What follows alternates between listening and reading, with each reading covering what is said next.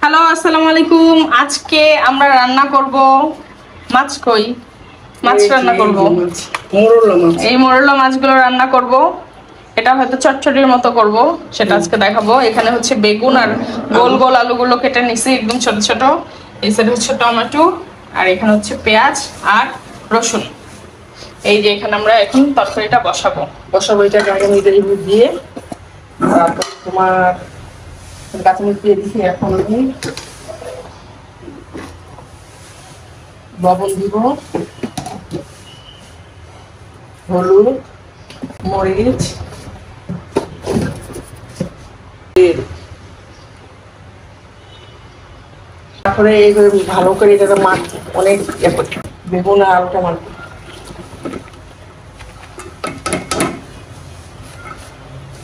একসাথে ভালো করে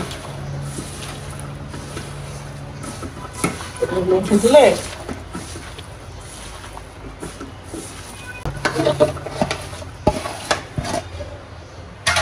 এটা কি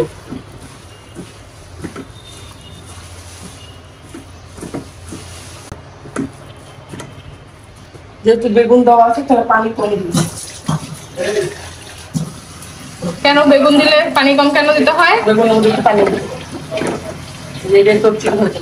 এখানে শুধু আলুটা সিদ্ধ হওয়া যায়। এখন এটা বসাই দিই। এই যে এটা আস্তে আস্তে বলক আসতেছে, তাই আমরা উপর দিয়ে হচ্ছে টমেটো গুলো দিয়ে দিলাম। ভালো করে লাগা দেবে এখন, কারণ এই মাছটা আর লাড়া দেওয়া যাবে না। এখন যেটা লাড়া দেওয়া যাবে, তারপরে আর লাড়া দেওয়া যাবে না। এখন থেকে তো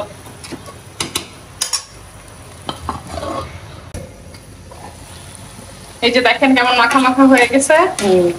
টমেটো গুলো আস্তে আস্তে গলে গেছে।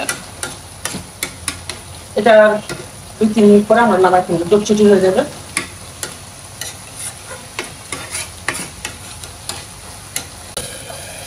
এই যে আর 2 মিনিট পরে এসে দেখলাম যে একদম পারফেক্ট হয়ে গেছে, মাখা মাখা আমাদের মরলার হচ্ছে চটচটি। বেগুন, আলু, টমেটো দিয়ে মরলার চটচটি। হ্যাঁ, আর এখন করব হচ্ছে এই শাকটা রান্না করব। তাহলে আজকের ভিডিওটা এই পর্যন্তই ছিল। যাদের ভালো লাগবে অবশ্যই আমাদের চ্যানেলে লাইক, কমেন্ট এবং সাবস্ক্রাইব করে পাশে থাকবেন। আল্লাহ হাফেজ।